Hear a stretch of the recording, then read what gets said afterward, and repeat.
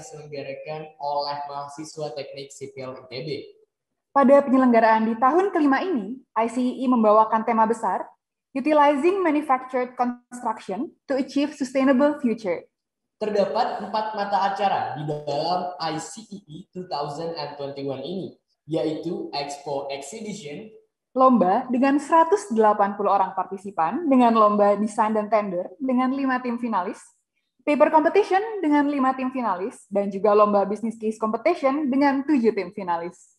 Selain itu, terdapat juga konferensi dan seminar nasional yang berlangsung pada 4-7 Februari 2021. Seminar nasional ini mengangkat tema Embracing Indonesia Sustainable Future through Manufactured Construction. Rangkaian kegiatan ICEE 2021 ini tidak dapat berjalan tanpa adanya dukungan dari pihak yang telah membantu. Kami mengucapkan terima kasih kepada PT Pembangunan Perumahan, PT Wijaya Karya, PT Waskita Karya, PT Nindya Karya, dan PT Virama Karya, serta media partner, Kaperion Media UGM, 8EH Radio ITB, Trax FM Semarang, dan Radio Unpad.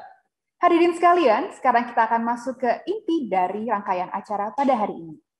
Sekarang kita akan masuk ke talk show pertama yang akan mengangkat tema Indonesia's Infrastructure Outlook yang akan dibawakan oleh Ibu Insinyur Diana Kusumastuti MT, selaku Direktur Jenderal Cipta Karya Kementerian PUPR.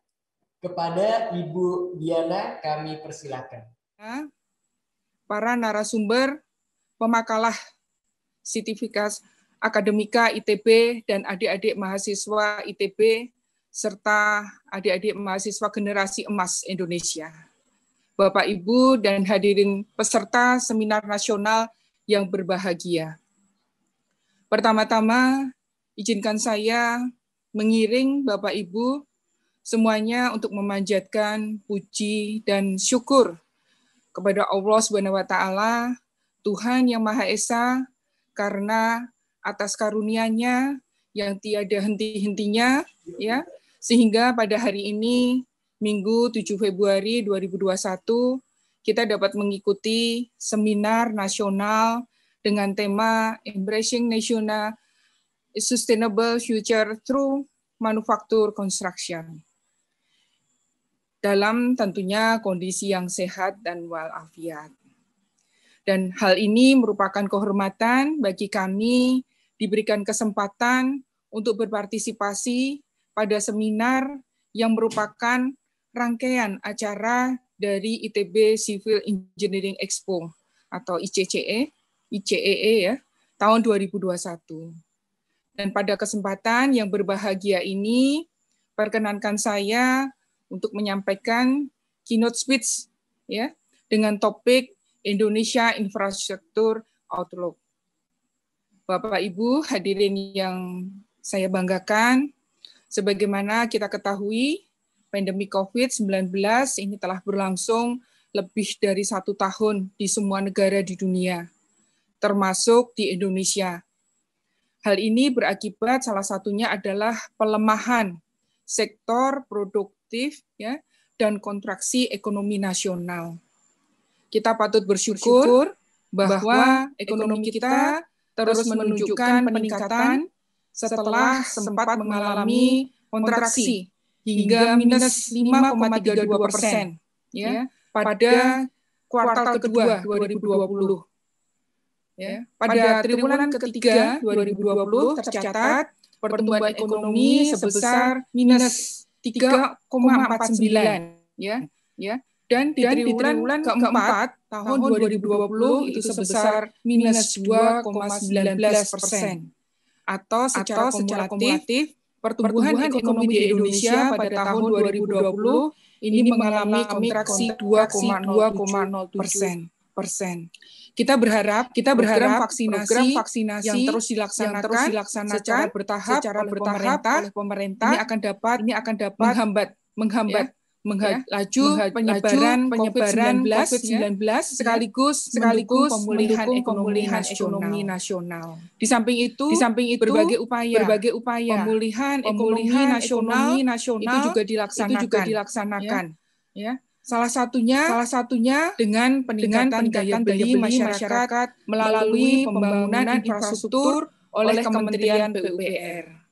Bapak Ibu hadirin yang saya banggakan, Presiden Republik Indonesia Bapak Joko Widodo telah menetapkan visi Indonesia Maju tahun 2045.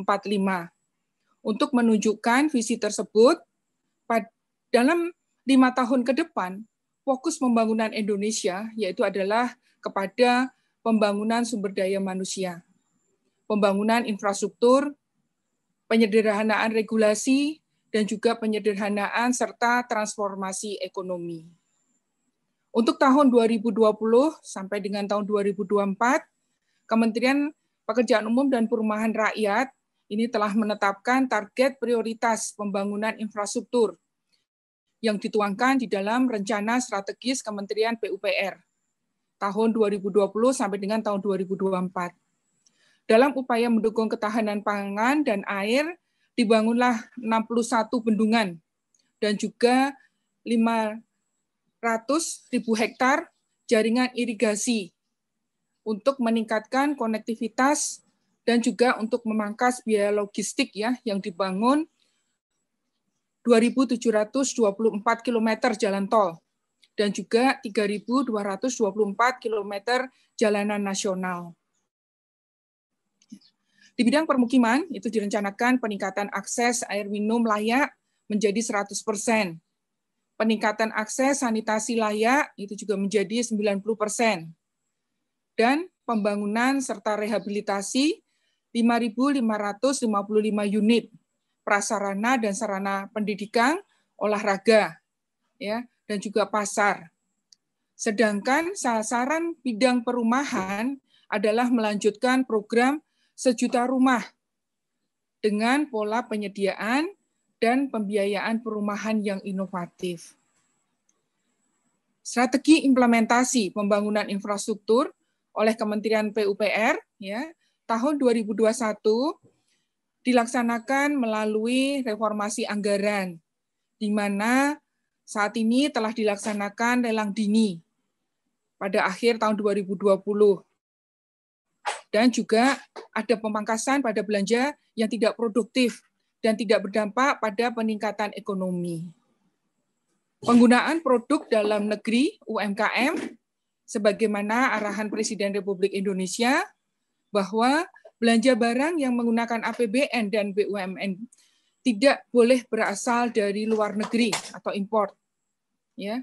Dan juga adanya pembatasan penggunaan alat berat, ya, sehingga pekerjaan yang sederhana itu tetap menggunakan tenaga kerja, ya, menjadi padat karya, ya, padat tenaga dan juga padat karya, ya, padat kerja, ya.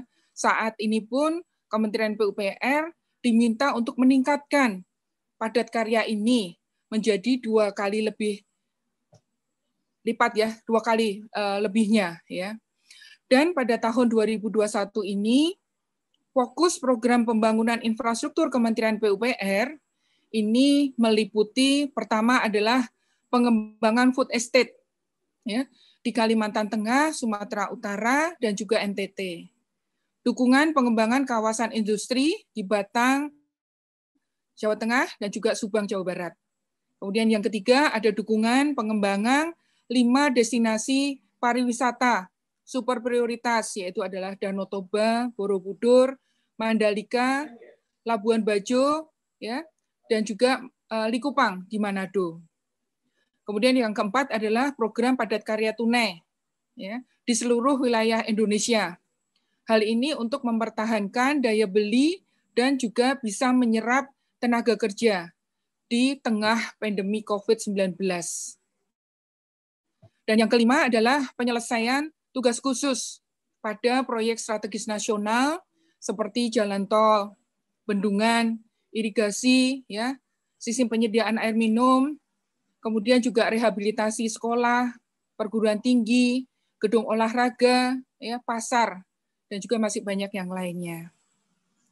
Bapak Ibu yang saya hormati, untuk mewujudkan rencana pembangunan infrastruktur, pekerjaan umum dan perumahan rakyat tahun 2020 sampai dengan 2024, itu dibutuhkan investasi sebesar 2.058 triliun, ya, yang ini meliputi dari infrastruktur sumber daya air, jalan dan jembatan, perumahan dan permukiman, ya. Dari angka tersebut itu perlu dikembangkan sumber-sumber pendanaan inovatif, ya, seperti kerjasama pemerintah dengan badan usaha atau sering disebut dengan KPBU. Mengingat APBN telah dapat menyediakan sekitar 30% atau sebesar 623 triliun. Sebagai contoh, pada tahun 2021 terdapat 25 proyek pembangunan infrastruktur. Ini ditawarkan dalam skema KPBU. Itu diantaranya adalah Bendungan Merangin dan Matenggeng, ya. Kemudian jalan tol Maminasata, ya. Kemudian Semarang Harbor, yaitu Semarang Kendal, Gilimanuk Mengwi, ya. Kemudian juga Cilacap Yogyakarta, ada juga jembatan Muna Buton dan juga Batam Bitan, ya. Serta sistem penyediaan air minum di Insinyur Haji Juanda, ya, serta rusun yang di Cisantren. Melalui pembangunan infrastruktur yang dilaksanakan di seluruh Indonesia, diharapkan ini akan semakin mendorong pengembangan sektor manufaktur, khususnya alat berat, dan juga material yang dibutuhkan dalam proses konstruksi. Peningkatan konektivitas ini juga melalui pembangunan jalan, jembatan, ini juga ditujukan untuk mendukung sektor manufaktur yang dipercaya merupakan salah satu kunci Indonesia menuju negara maju. Ya, nah, berbagai infrastruktur yang dibangun tentunya ini membutuhkan sumber daya manusia konstruksi yang berkualitas. Untuk itu, Kementerian Pekerjaan Umum dan Perumahan Rakyat ini mengembangkan program magister super spesialis yang bekerja sama dengan 4 perguruan tinggi, ya, perguruan tinggi negeri yang terkemuka, yaitu adalah ITB, UGM, ITS, dan juga Undip.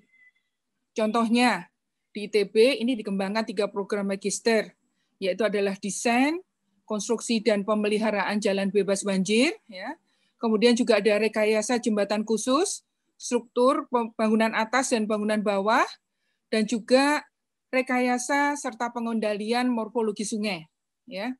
Nah, Bapak Ibu hadirin yang berbahagia, saya sangat berharap melalui acara seminar ini akan dapat didapatkan banyak kontribusi dan juga masukan-masukan kepada pemerintah, khususnya yang terkait dengan pengembangan teknologi, khususnya di sektor infrastruktur.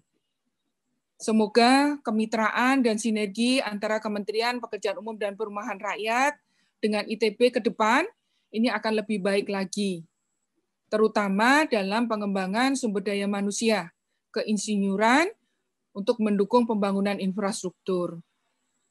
Akhir kata, selamat mengikuti seminar nasional.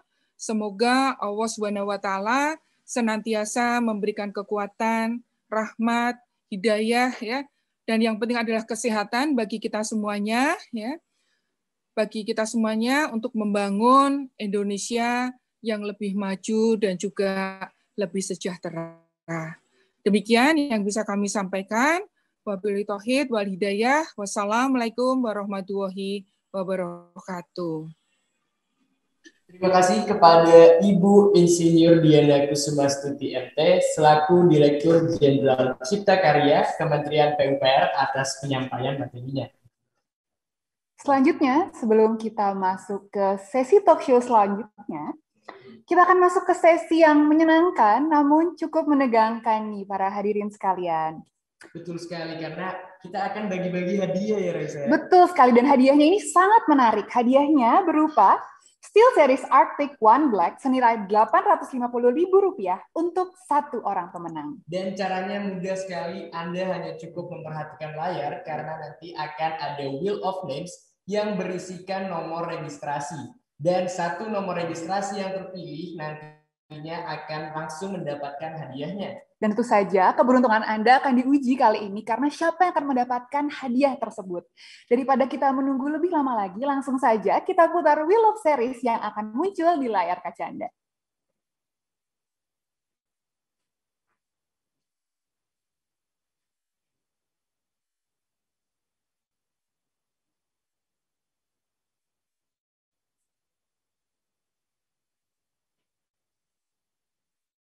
Ya, selamat kepada peserta dengan nomor registrasi ICEE strip 0608. Kepada pemenang yang beruntung, silakan menghubungi Rafael di nomor telepon 0878 79565390 atau di kolom chat untuk konfirmasi hadiah dengan mencantumkan kode registrasi, nama lengkap, dan email terdaftar. Untuk peserta yang belum beruntung, tenang, jangan berkecil hati, karena akan ada door prize menarik lagi di sesi-sesi selanjutnya ya. Betul, dan hadiahnya ini akan semakin meningkat seiring keberjalanan waktu ya, Reza. Betul sekali. Dan jangan meninggalkan tempat, karena tentu saja door prize-nya akan lebih menarik seperti yang sudah kita sebutkan sebelumnya.